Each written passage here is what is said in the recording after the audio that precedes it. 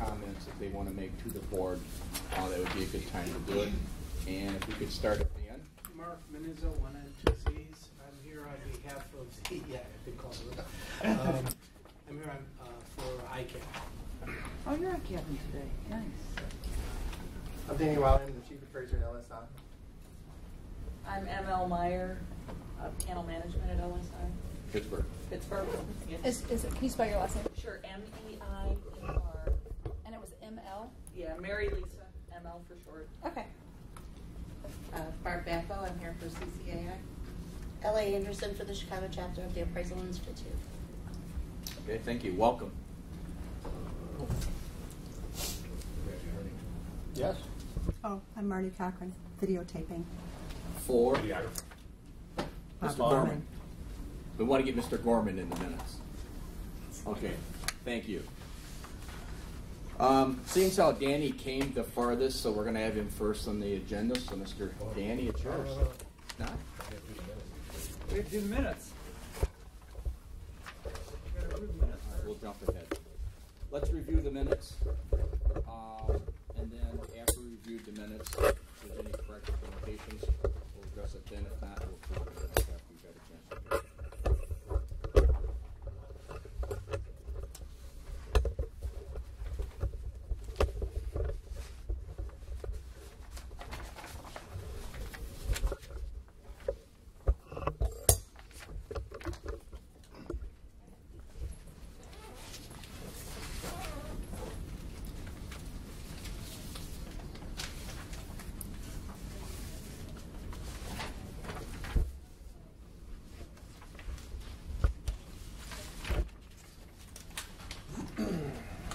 Mary, nice job on the minutes, by the way. Thank you, Mom. Let the record show. Thank you. I'm making note of that.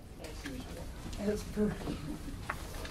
I would like to make a motion to approve the minutes from our open meeting on October 8th, 2013, as well as the minutes for our closed meeting on the same date.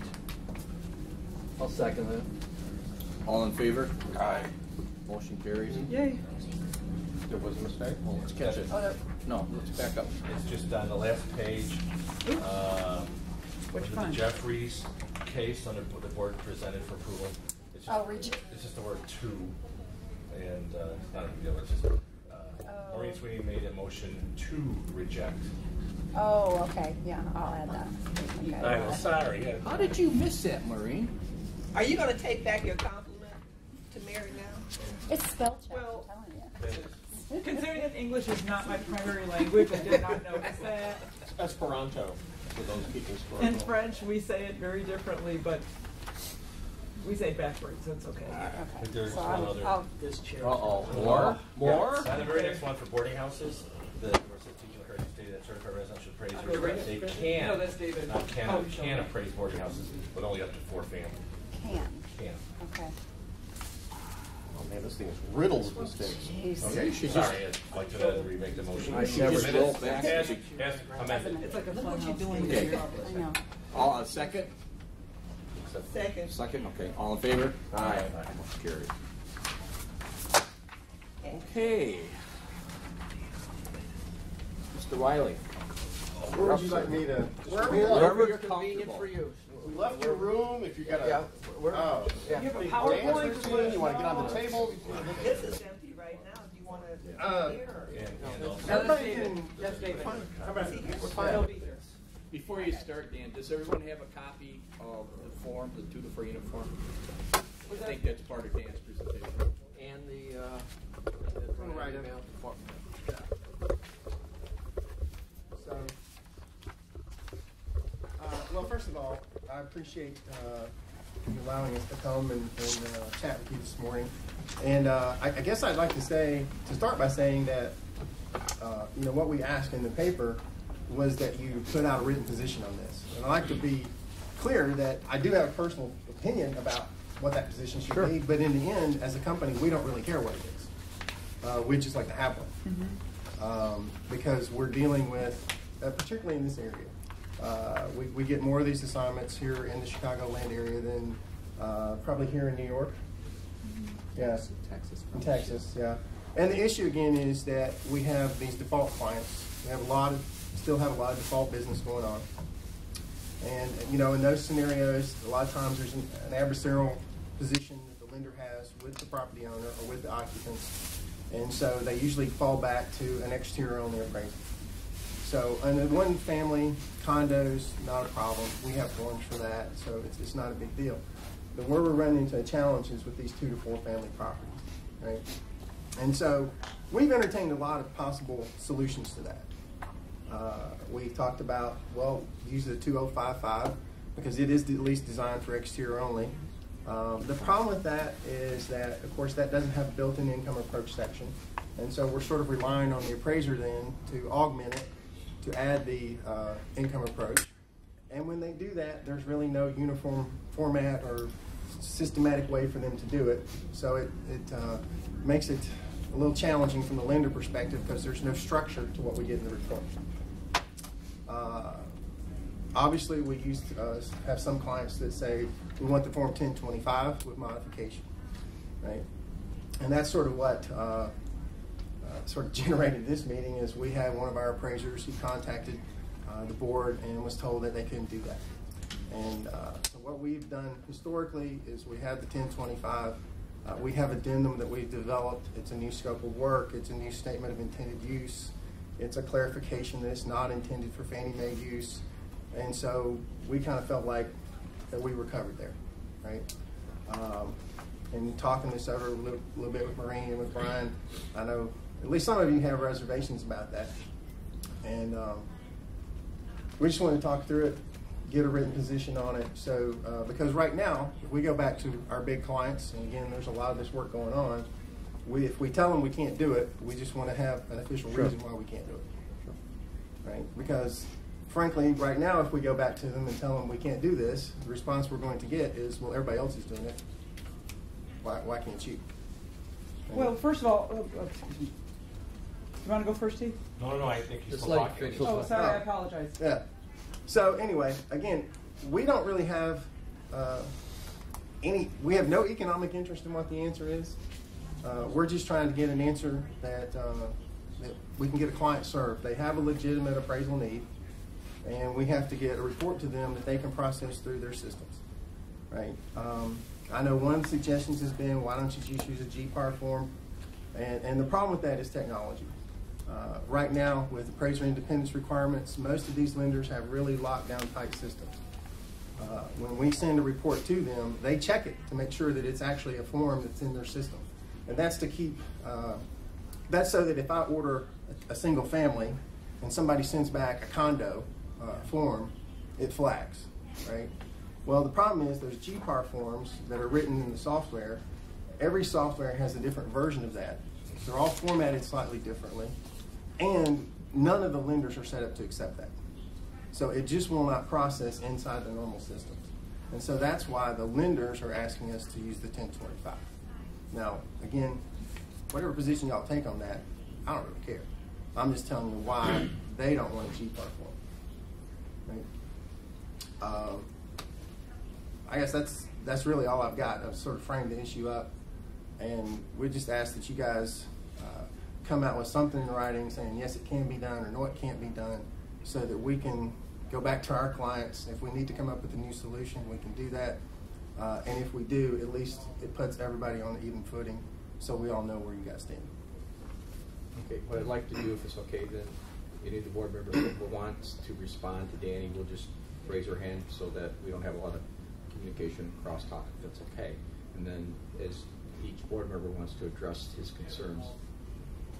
So, you there, Leanne? Yes. Okay. You had a question, Marie? I did. First of all, my first question is, does LSI generate their own forms for specific types of properties that they have? Does LSI develop their own forms? Not in our origination and default business, no. That's not my question. Has LSI in the past generated their own forms that are used by appraisers? I'm not aware that LSI has. We do have a company called Valuation Solutions that has. Okay. And they actually put LSI's name on the bottom, and it is used for LSI reports. No. No, we don't have any LSI forms. Okay, that actually counterbalances what is shown on WinTotal in their form, because they actually have a section for LSI forms. They have additional addendum forms for LSI reports. I'll show them to you. Here is one for LSI, summary appraisal report. Here is a 1-unit appraisal desk report review form, LSIDR. Here is a residential appraisal review short form, and I think this actually comes out of LSI also, because it was under the LSI section. There's a supplemental real estate owned appraisal that was also in the LSI section from WinTotal. They have a land appraisal report, a disaster area inspection report, and then there was also a compliance inspection form. But those from HUD, but those two there specifically have LSI's name on the bottom of them. I see that. And these were in the LSI section if you go to under WinTotal's forms for generation. So my question is, can LSI, because they've already generated specific forms, can they generate a form specific to your needs?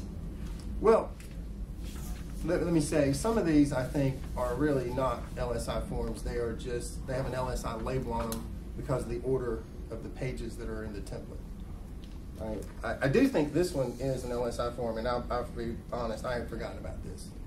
John Holbrook developed this about 3 or 4 years ago, I think, right before I got there. But the problem is, yeah, we developed this form, nobody will take it. We don't use it. That's why I said we don't have any forms, because frankly, I'd forgotten about it. But yeah, John Holbrook developed this probably in 2009, 2010, something like that. Okay, so but we don't have any clients who'll take it because it won't fit in their system. It illustrates the problem we have. Right, so let's look into another problem also, just as a follow-up question. You had just stated that the system, if you order a condo and it's a single-family house, the system flags it, correct? You had actually, was that the system of... It'll tell us it's the wrong form. Correct. So what would happen if you have a 2 to 4 form and you do it on a single family form, which specifically says, if we can go on to page exterior only, it says on the top, under general description, it's for a 1 unit with accessory. Right. And then we go further into this report on page 4 of 6, where it states the report form is designed to report an appraisal of a 1 unit property or a 1 unit property with accessory unit, including a unit in a planned development. This report form is not designed to report an appraisal of a manufactured home or a unit in a condo or co-op. It goes further. The intended use of this appraisal report is for the lender client to evaluate the property that is the subject of this appraisal for a mortgage finance transaction. Embedded in this report, it actually tells you that it is specifically for a 1 unit property and that it is for a mortgage finance transaction in the intended use. Right. How can you, again, there's 3 things happening. 1, there is not consistency happening throughout the report. Mm-hmm. Page 1 does not match page 2, does not match page 7, 4 of 6. So we don't have continuity going on to the report. And then somewhere hidden in an addendum is your appraiser, stating, oh, by the way, this is actually, we've changed the scope of work, we've changed the intended user in this form. How do you balance that and say that the appraiser is not generating a confusing and potentially misleading appraisal report? Well, you've illustrated the problem. Yes. There is no form, right? It's a bad solution. There is no perfect solution. And we could have picked the 2055, and we have that conflicting language. Or we go 1025 and we have language that conflicts with the pre-printed, right? But, I mean, you refer to buried in the addendum. Well, I would say it's no more buried than the text you just read. That's in very small print, right? And this is why Standard 2 specifically says an appraiser must supplement a report form when necessary to ensure that intended users are not misled and that the report complies and is not misleading, right? So this is the reason for the language in Standard 2 is that sometimes the report's not going to be ideal. Okay, well, and I am familiar with Standard 2, and Standard 2 is great when you're generating a narrative report, and when you are dealing with reports that have the language already embedded in them, and when part of that language, as we continue on the instructions page for the exterior only inspection residential appraisal report, where it specifically states under modifications, additions, or deletions, the appraisal report is subject to the scope of work, intended use, intended users, definition of market value, statement of assumptions and limiting conditions, and certifications contained in the report form. Modifications, additions, or deletions to the intended use, intended user, definition of market value, or assumption and limiting conditions are not permitted. The appraiser may expand the scope of work to include any additional research or analysis necessary based on the complexity of this appraisal assignment. Modifications or deletions to the certificate are also not permitted. However, additional certifications that do not constitute material alterations to this appraisal report, such as those required by law or those related to the appraiser's continuing education or membership in an appraisal organization, are permitted. How do you get around that? Well, I'd say there's nothing to get around. That's a restriction that Fannie Mae creates that applies to Fannie Mae origination. These are not Fannie Mae loans. These are not Fannie Mae deals. Then why use a Fannie Mae form? Because the convenience of the lender. I mean, you're an instructor. You just took the recert class. And when in the discussion of the changes to Standard 2, there's an example that illustrates that the client should drive what the report content is. And that's what we're doing. We're trying to respond to an intended user who has a legitimate need. But if you're aware of this, Fannie Mae actually does this for their own REO stuff. They use the 1025 for exterior only. And that's Fannie Mae out of Dallas using their own form. So we're not doing anything that the actual designer of the form does do. Yeah, when I look at this, I see that Fannie Mae's not involved with this, that we have a sophisticated client and intended user. Here, I'm not an attorney, but we have an attorney here.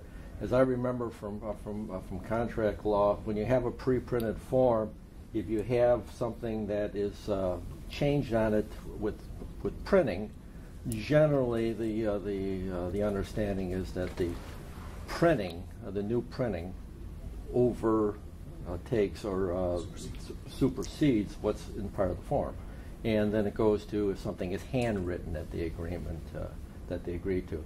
Given the intended use and given sophisticated users, I don't see a problem. The problem, and I'm sure Mr. Wiley will have addressed in the form that he was talking about, or the addendum, are the conflicts and addressing the conflicts. And if it's for a lender to, I imagine a pre-foreclosure situation, I don't have a problem with it. I don't have a problem whatsoever. Did you have any questions, Tony?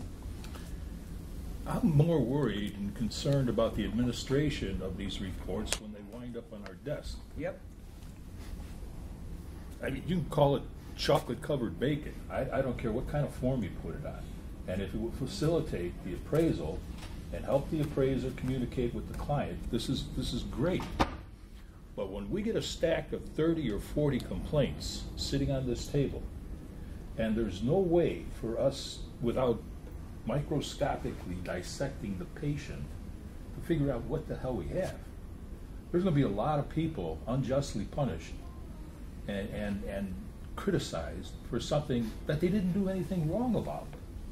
But yet we have no indication, after reading 19 of the 36 reports before us, what it is, unless we get into the tail end of all of the certs and start pulling the needles out of the haystack and go, oh, this is what it is. If there was some way to assist the use of the 2 to 4 document that clearly flags at the beginning a cover page, a red tag, a dot that would help the administrators, that would help us not have to spend an extra hour on each report by saying, oh, this is just an exterior only thing, let's give it the attention that it deserves, you would make our lives a lot simpler and minimize a lot of unjust punishment that would be doled out to the appraiser. It's the appraiser I'm worried about. The intended use and intended user speaks loud and clear. It's an intelligent audience. They know what they're doing with the documentation. And that's not the problem. The problem is getting through the maze of appraisers, the ones that take their USPAP courses at the last week on December 31st instead of the first 6 months, the ones that can't spell appraisal unless you spot them the vowels, all right? That's my concern. Marcia, do you have any comments? TJ? I spent like a couple hours researching and getting ready for this, and I thought, Danny and I have always had some really great debates over the years, but it's like, you spent better than I do, and you were on the development team with the forms. I know your dilemma. And Tony always puts everything so succinctly. I think it's perfect.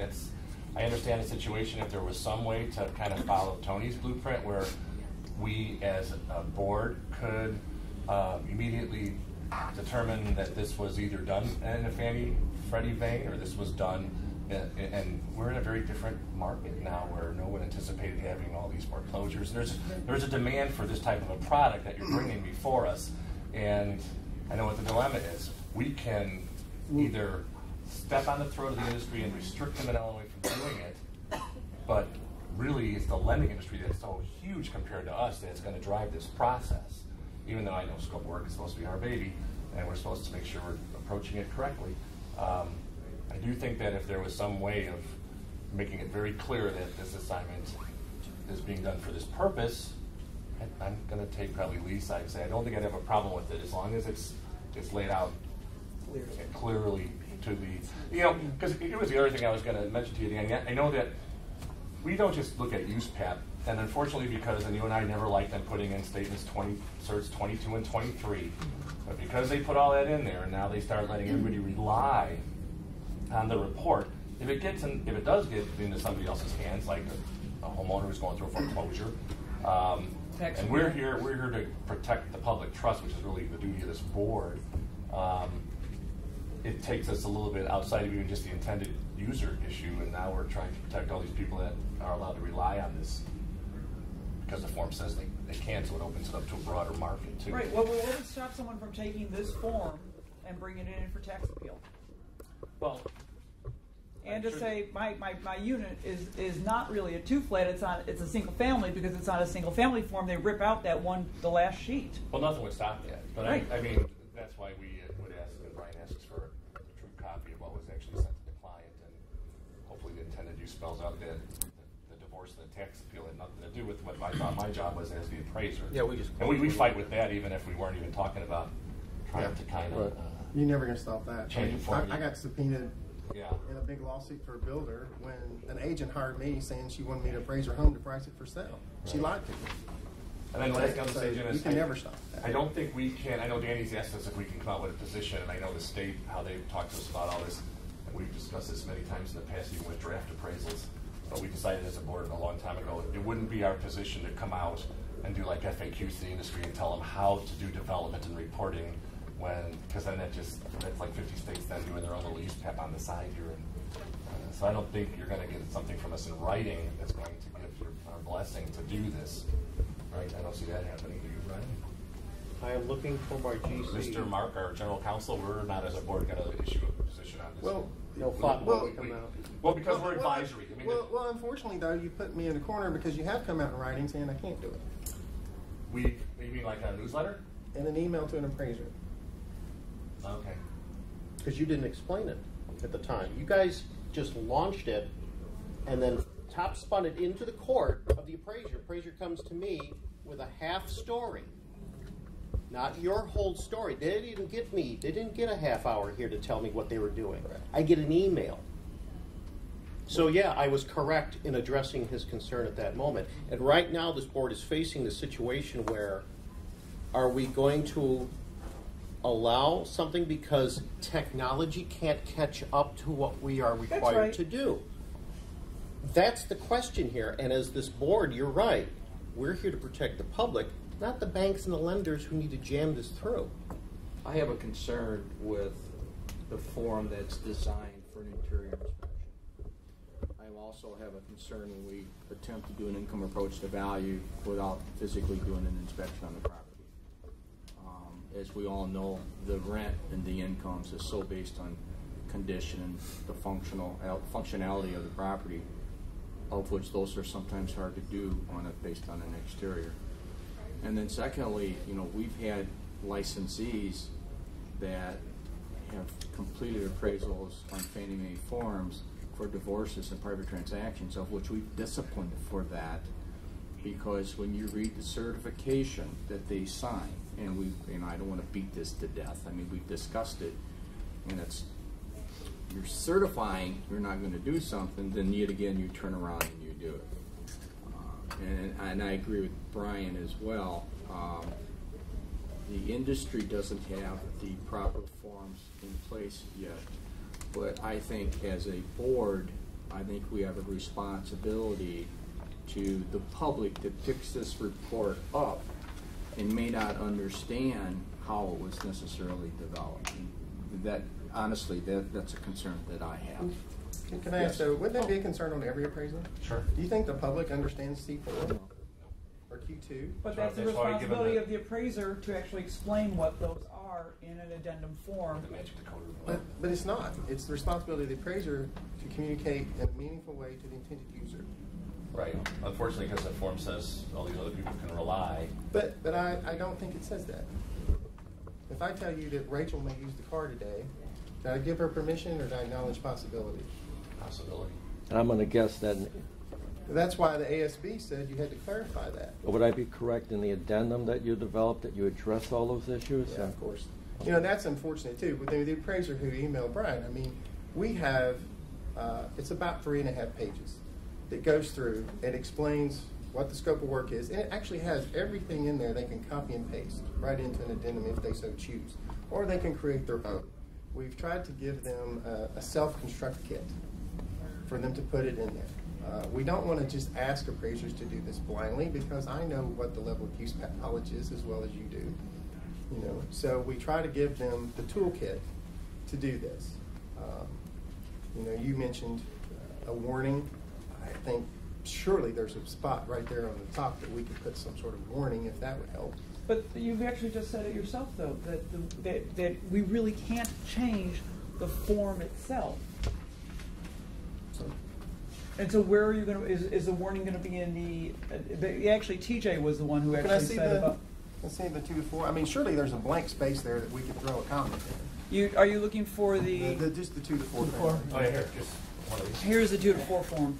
Here, as you're looking at that, we talk about the people who may rely and the concerns. I look upon it the same way.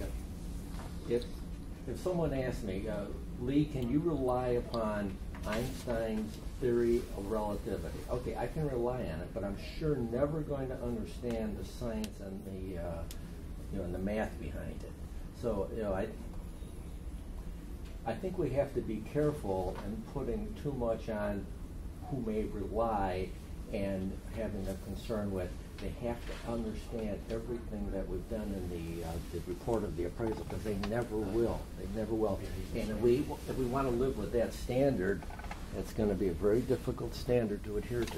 Marie. Danny, why wouldn't you just use the 2 to 4 form and then write an addendum to state no interior inspection was made on this property? Because my biggest concern is... That's exactly what we do. But you were saying that you wanted to use it on the exterior only 2055. No, that was not their first option. No, it's not our first option. They thought that would work as well as this option. I'd rather do the 2055 exterior and then go to an addendum, because it's clearly stated certifications, limited conditions are all based on an exterior only. I just get concerned when we start filling in the blanks on the 2 to 4 unit form without having any knowledge as to what's inside the 4 walls. And then when all of these assumptions are made, at what point does it now potentially become misleading? Well, I guess I'd ask, go ahead. I was going to say misleading to who? If there's communication between the client and the appraiser, and there has to be certain assumptions. If we're doing a pre-foreclosure, we're dealing with sophisticated parties. I don't know, again, if there's communication and there's agreement, I don't know who would be misled. And Jim, when you were talking about earlier that we've seen these come past us before, you do have to admit that they use them for all sorts of purposes. Don't even try Well, to tell we're you opening that up the door there was a when we different do intended this. use. I mean, it's. I But we are and we aren't. I think that there's people can take a form like this and they could use it for something other than the form's pre-printed intended use, and they can handle it correctly under UsePad by adding additional information to clarify it to the intended user, or they could just simply blindly use the form for divorces and estates and that, and pretend like I didn't change anything. And that's going to be an easy call for us as a board to see that you either did take the action to make this compliant or you didn't. But we see people using this form all the time for divorces, and they've gotten disciplined for Yes, it. Actually, because but they've actually said, "I'm not using this for a mortgage. I'm using it for litigation," and we've still disciplined for them. We've always taken For them, the them position. for that. Right. We've always taken the position in the form that when you sign a certification that says you're not going to modify or change, we've always held everybody accountable to that. Yep. And I think what we're falling into, and I totally get the problem. I think Brian summed it up the best. There's a product needed, but the industry hasn't created the product yet. I get all of that. I'm just a little concerned with consistency, how we've dealt with these forms in the past versus how we're going to deal with them going forward. And it's a concern, it's a problem. Well, I think we're dealing with different levels of competency on the part of the clients. If we're talking about someone using the form for divorce appraisal, I have not seen one yet where they address all the issues of substance. That they address all the conflicts, because they don't. So there are, in those type of reports, conflicts galore, and it could be easy for the public, someone who's unsophisticated, to to understand and try to reconcile the conflicts. But if the conflicts are reconciled and there's no confusion, it's going to the lender. I mean, they understand exactly the form itself, what's embedded in the form, and then they can read how what's being communicated to them differs from what's embedded in the form. Again, I just don't see a problem here. Do you even need page 2 and page 4 when you do an exterior in a 2 to 4 unit? You would need 2. Why? The rental information. What rental information? Pre-foreclosure? Yeah. You getting contracts to these appraisers, leases? Or are they taking a stab at it? At what they Well, think? the comparable rents. They're going to be an income approach. Comparable based on what? Condition of what? Assumed condition? Sure. I mean, that's the truth of any exterior. Are we back to doing the assumptions that we said we can't do in this? Correct. Not necessarily. Maybe you have. I mean, you may have information or you may not. Again, it's but you're not going to have information about the inside of the building. Well, you may or may not. No, you're not. How could you? But can't We're not the doing an appraiser interior. make the determination through the form that if It he could be decides listed it's for not sale. applicable or credible? That's an assumption. You've got to make an extraordinary assumption or hypothetical condition based upon the interior. In many of these pre-foreclosures, how much of the rent is Section 8 housing? How much of it is even reported in some of these neighborhoods? They're so depressed, you don't even have rental data. You may or may not have information. Right, and so therefore you have to make some sort of extraordinary assumption or hypothetical condition based upon the data that you may or may not have. That's right. That's true of any of these. That's true of all the defaults. Changing the scope to That's allow why it, just like a drive-by form. That's even on the standard single family stuff that you do on the 2055. A lot of this you couldn't do for Fannie Mae, right? Because on Fannie Mae says you can't make that extraordinary assumption. You have to have a data source, right? So even on the single family stuff that where we use the 2055, the appraisers really aren't following the Fannie Mae scope. But again, that's not really an issue because it's not a Fannie Mae product. And I think that's where people get locked in on that pre-printed language, and it's been true since the form came out. But you have to remember that that's Fannie Mae language. Well, and there's other people who use the I'll form. get with you 1 minute, Leanne. Sorry. Leanne, did you have any comments you want to add to this? I don't have any comments I want to add. I think I agree with a lot of the concerns that are raised. And Jim, I hear you best but relating to public trust. I would defer to the appraisers on the board that have more experience with residential forms. But I have nothing to add at this point. Okay, thank you. I mean, is this an ideal solution? No, it's obviously not. You know, I mean, the ideal solution would be to have a Fannie Mae 2 to 4 family exterior only form. So but that doesn't exist. Well, why don't they do that? Well, there's not enough demand. There But wasn't. apparently there is demand because you're telling us there's a demand. There's not enough demand on the origination side. But you have a demand from clients. Isn't there enough demand to generate this by yourselves? They are default clients, so they're not. Fannie Mae is not going to design a form for the default client. But They're why only can't interested- you do it? It wouldn't matter if we did because, like I said, we developed those forms and nobody will take them. They only will use the forms that will work in their Go systems. back to this. We Okay. won't take the thing because we, it's this round robin, chasing Right. our tails. It needs to be a Fannie Mae form because every time, this is why Fannie Mae, when they did UAD, they didn't change the form. Because if they change the form or if they come out with new forms, it costs the banking industry billions of dollars. Are you doing UAD on this? That's absolutely true. No. That is. Every time they come up with a new form or change it, it literally is billions of dollars for these bankers to change their systems to take these forms. So it is not a simple, Maureen said to me, well, why don't y'all just design a form and make people use it? I wish I had that power. But they won't. As far as doing the income approach on this, if there's assumptions that are made, if you're doing the sales comparison approach, you've already made assumptions. You gotta make the same assumption. You either know or you make assumptions. So if you get to say that you can do the sales comparison approach and then to say you can't do the income approach is just not consistent. When you're doing that 2055, though, don't you have to have adequate information from a previous employer? Well, yeah, but if that's for a first mortgage lending, but this, like we're just dealing with a different situation. I just don't think we can be locked in to say it has to be this way because they printed the form like this. We're professionals. And we see this all the time. I mean, USPAT changes every 2 years. Fannie changes their forms every decade, maybe, if we're lucky. And there's already so much about this form that's not USPAT compliant. It's going to get worse on January 1st when there's no such thing as this is a summary appraisal report. Right. And the foundation's already come out with a white paper on it saying that's okay, which is the foundation's way of saying we have to look the other way on that because they're not going to change for the industry because they're bigger and more powerful. And I remember them even with the goofy 1004-C, which doesn't really work. They won't remove it now because people have spent too much money to absorb it into their system. So I know what Danny's saying is there are systems out there, software systems. So they can take information and strip it off this report. They send it in electronically. I mean, that's why the industry is demanding some kind of a uniform report that's been around forever because they're not going to retool for this one issue, unfortunately. And we, I think, have to allow the appraiser some flexibility to offer the service because the industry is demanding or needing the service from us right now because of what's happening in the industry. But there's nothing in here that covers the prior appraisal services. There's nothing in here that covers exposure time. I mean, standards just keeps on throwing more stuff at us, and we just kind of stick on more Band-Aids on these old forms. Here's what I don't want. Nothing more than a big Band-Aid.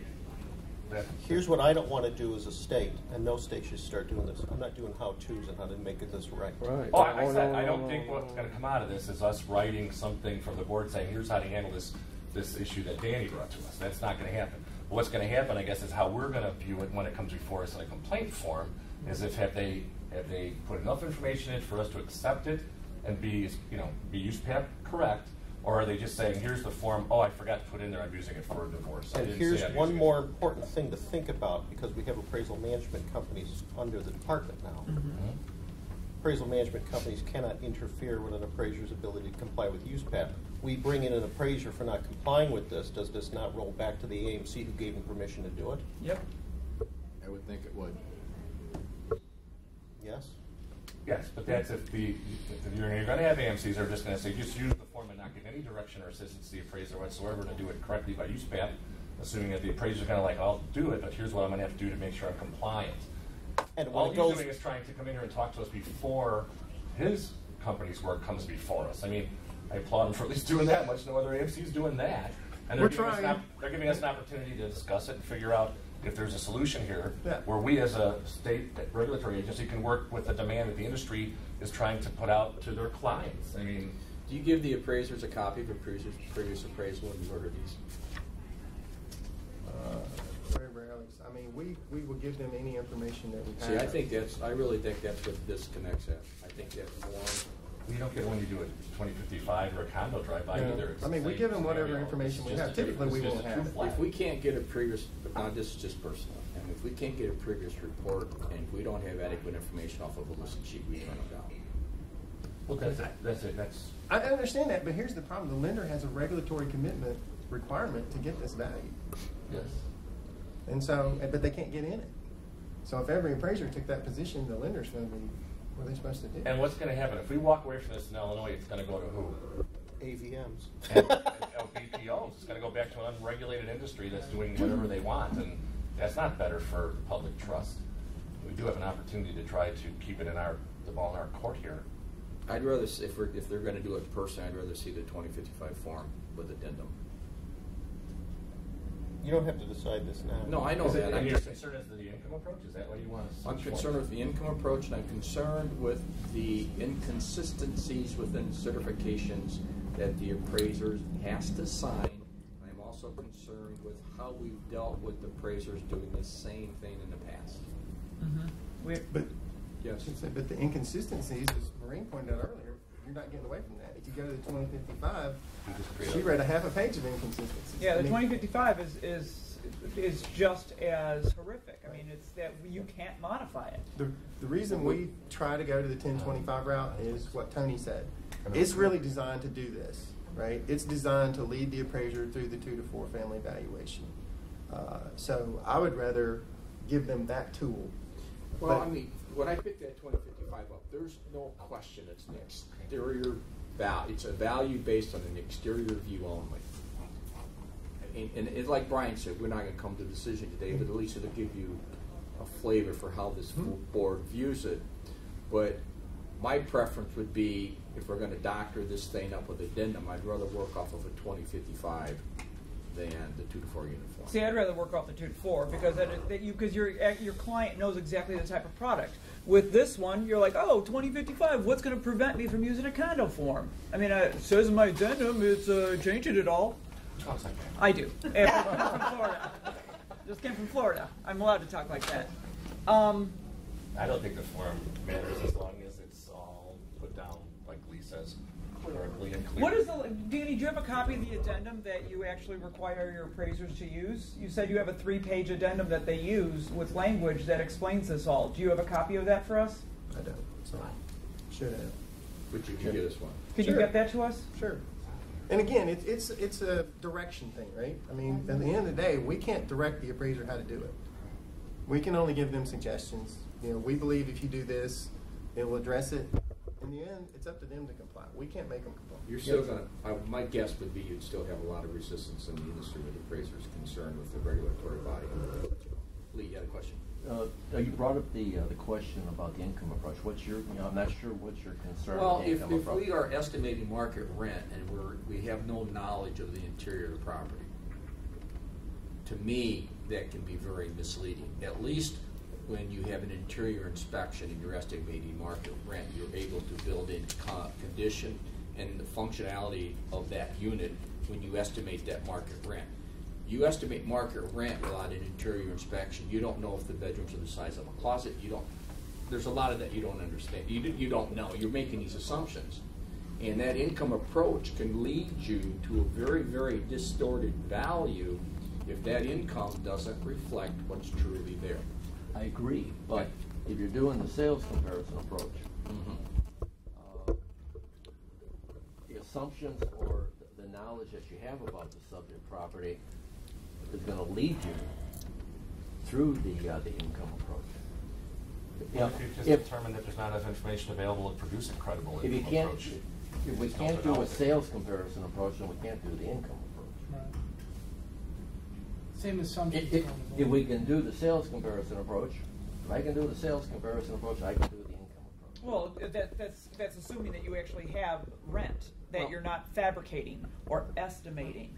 I know, but Those those are on the comparative side. yeah, those are, I mean, those are the same problems we see day in and day out with all appraisers, no matter what they're doing. If we had to limit ourselves to, to our concern, what's the incompetent appraiser going to do, we wouldn't be doing anything, because we couldn't do anything. But that was our concern. Do we have any other questions or comments on this topic? Do you allow the audience? It's my first meeting. Sure, try to. I'm just curious, and Danny, please feel free not to answer this question based on where he's No, I mean, he's in a unique position, but he did allude to that he had a personal viewpoint of this, and the man has an extensive background, obviously, uniform standards, and his experience level there. So from a personal standpoint, not as an LSI rep, I'm curious to know what your view on this is, that would be functionally correct, or how it would be functional for an appraiser to not find themselves before these people. I think there's two fundamental principles in USPAP. Mm-hmm. One is that credibility is based on intended use, and the other is that meaningful and not misleading is based in the context of the intended user. That's the key issue. And in this case, we have a sophisticated intended user who's not only not going to be misled by this, they're actually requesting it. I am concerned, does the typical appraiser do the due diligence to become USPAP compliant on any out of norm assignment? That's just a reality. As much as I love USPAP, I understand that's a weakness. But as Lee said, if I go to that level, I'll never ask him to do anything. I'll never ask him to do the simplest assignment. That to me is where everything else in USPAP comes from. Credibility in context of intended use, meaningful, not misleading in context of intended user. The competency to do all of that. Because at the end of the day, it falls on the licensees. Right. Yeah. At the end of the day. And we have some who will decline, and that's perfectly fine. We will never ask the appraiser to do something they don't feel comfortable with. Right? The gentleman who sent the email, if he had said, well, I just don't want to do this, that's fine.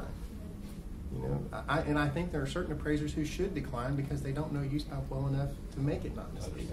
Right.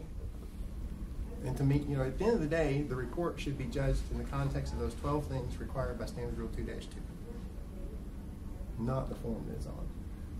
I made this comment to Maureen. Every USPAP class you go to, somebody says, well, I can do a report on a napkin. But apparently we can't use the Fannie Mae forms. Right? But So the it's napkin don't have the But the banks certifications won't take the embedded in it. napkin either. Yeah. But we let that little phrase that Fannie Mae put in there for Fannie Mae use drive. And the Fannie Mae forms are not, exclusive to Fannie Mae. I mean, lots of other people use them. Why don't they write you a letter about that then? And cut them all loose?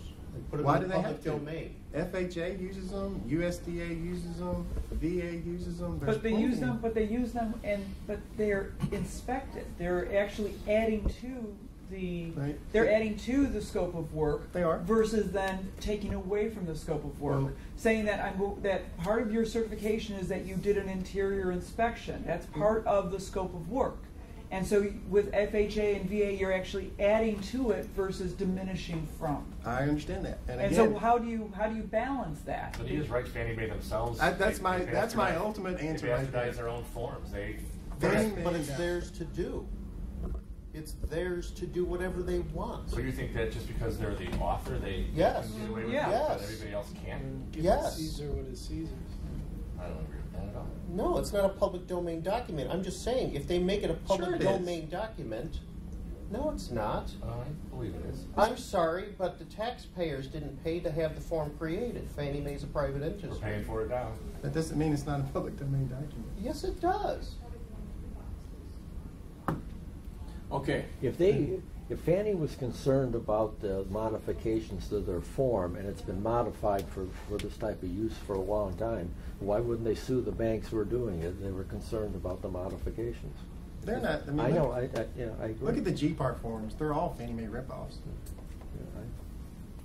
Right, but the GPAR forms allow for an interior only or exterior only.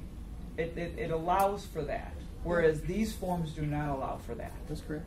And that's where, now we're getting back to the why don't you use the GPAR?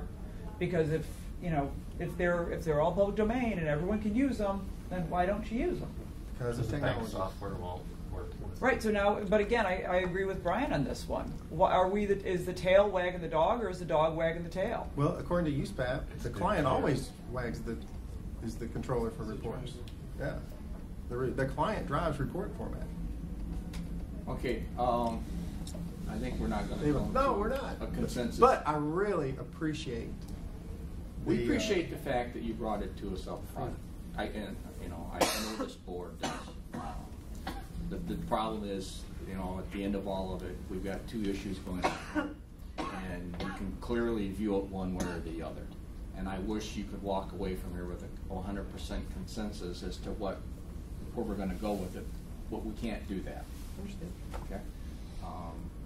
So unless you have any more questions of us on this issue, we're going to probably move on. Well, again, I appreciate your time. Appreciate the conversation. All the other things you guys have done for me and responded to me over the years. Thank you. Thank you. Want to take a 2-minute break? Would you please acknowledge yourself and tell us who you are? My name is Marty Kinzel. I'm a real estate appraiser in the state of Illinois, and I've always wanted to attend one of these meetings. And I apologize for getting late, but I haven't been in this building since I got married. And I did not, which was before September 11th, and there was the gauntlet of security and the parking on at least the 12th floor. The parking was a challenge. So. Plus it's 11, 12, 13, so a lot of people are getting married across the street today. Or we had our pictures taken down at Yep. For the day. I passed a whole line of brides and grooms. City Hall. Okay, let's move on to our licensing report then. Wait, does anyone? We have other guys. You want to take a 2-minute break or what? Never mind. Did someone walk in? I didn't realize. No. Oh. No, I wasn't sure if anyone else wanted to talk also in terms of guests.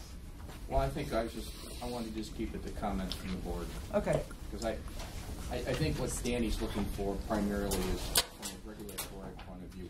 No, I understand that part. I was just wondering if Barbara L.A. wanted to say something, or since we're still working. No. I introduced myself. That's good, thanks. Okay.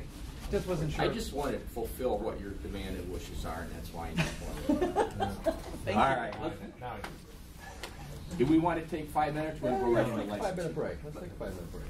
Let's keep it to 5 though, because I want to be out here before 6 o'clock. 4 minutes. Yeah, 4 minutes to 11. We really want to. We'll come back at 11:01. All right.